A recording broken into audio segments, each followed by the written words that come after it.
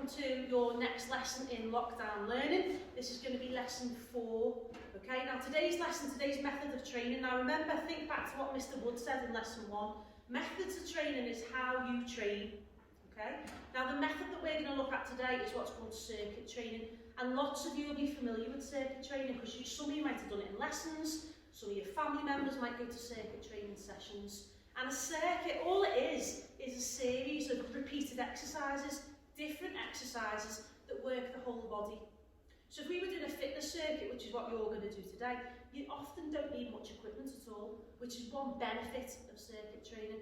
And in terms of the amount of exercises that you can do, it can range from 6 to 10 to 12, depending upon how hard you want to work and how long that session will be. So we've got a fitness circuit, which is what you're going to do, but there's another type of circuit, which is a skills circuit, and they can be specific and tailored to the sports that you play. So if you were doing a football skills circuit, you might have a passing station, you might have a dribbling station, you might have a reaction time station, okay? And that would be beneficial to every single type of footballer, right? Equally, you could do the same in netball and have different stations depending upon what skills you want to work on in netball. But today's circuit, like I say, is going to be a fitness-based circuit. Now, when we're doing this, again, it's important that we warm up at the start. It's important that we give our whole body, from head to toe, a full workout. We want to develop our cardiovascular fitness, which you've already looked at. We want to develop our speed. We want to develop our strength. We want to develop these components of fitness that perhaps we've not developed before. So all the exercises that we've planned for you today are going to develop those components of fitness. Okay? Again, a series of exercises that you're going to repeat to improve whole body performance. So, change of expertise today. Mr. Buckley, who I'm sure you can all see there, he's going to be our demonstrator. So our first exercise, once you've warmed yourself up, okay, so get yourself warmed up, get that heart rate raised, do a few stretches. Our first exercise is going to be 40 seconds of star jumps, okay? Okay guys, we want to keep the intensity up and really engage our cardiovascular system. You ready? Let's go. Yeah. So nice big star jumps for roughly for 40 seconds. Watch out and do star jumps. Once you've done your star jumps, you're going to have 20 seconds rest. Okay? As soon as you've had that rest, you're going to go into squats. And again, it's 40 seconds, 20 seconds. Okay, we want to have our feet shoulders width apart. We're going to go nice and low, keep our back straight, working on a different component of fitness this time, more our muscular endurance. Yep, let's go. Down and back up. Down and back up. Down and back up. Brilliant stuff, okay? Our third exercise is going to be crunches. Now, if you've got a rug at home or you've got some carpet, I suggest you do this on the carpet. Okay, protect your back, look after your lower back, and we're going to do some crunches this time. Okay guys, it's really important to lift your feet up and bring them into your chest. Okay, so we'll go down, bring them up. Down, bring them up. Down, bring them up. If you can, just don't let your ankles or your feet touch the floor. Makes it a lot harder and engages the core muscles a lot more.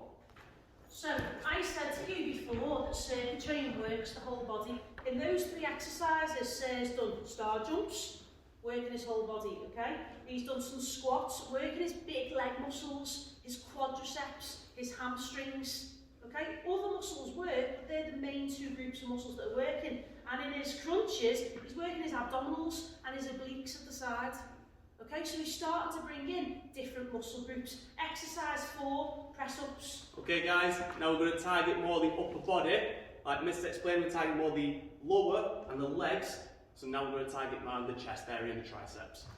Okay, try and get your hands shoulder width apart, your back straight, and you go nice and low to the floor and back up. Nice and low, back up. Nice and low and back up. It's important that you keep your back nice and straight as you go down. Brilliant, so we've got the triceps mainly working in our press-ups there. Next one, again, more of a whole body exercise, it's going to be fast feet. Okay, ready? Quick as we can, tap the floor, keep on your toes. We're going to do as fast as you can, keep the intensity up. Ready? Let's go. Brilliant, 40 seconds on, 20 off. And our final one, working our core muscles, so again our abdominals, our obliques, a little bit of our arms, a little bit of our shoulders, deltoids, is a plank. Okay, really important with this again, just like the press up, keep your back nice and straight. This engages the core muscles. And again, 40 seconds on, 20 off. Now, thank you, sir. Now, when you complete your circuit, okay, you're going to do it all once, and then you're going to repeat the whole thing another 4 times, so 5 times round in total. Now, you might be thinking to yourself, why is she saying 5 times round? Well, normally when we do circuit training, we move around from exercise to exercise. So you might set your plank up in one area of the room, you might set your sit-ups in, you might set your crunches in another, you might set your step-ups in another, so on and so forth. So you move around in a circular action. If you've got room for that, put yourself a piece of paper down, say what exercise it is so you don't forget. If you haven't got room, just do it on the spot. Okay? It's still a series of repeated exercises that's aimed at improving fitness.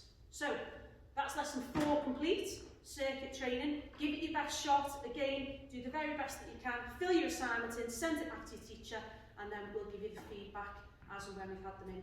All the best.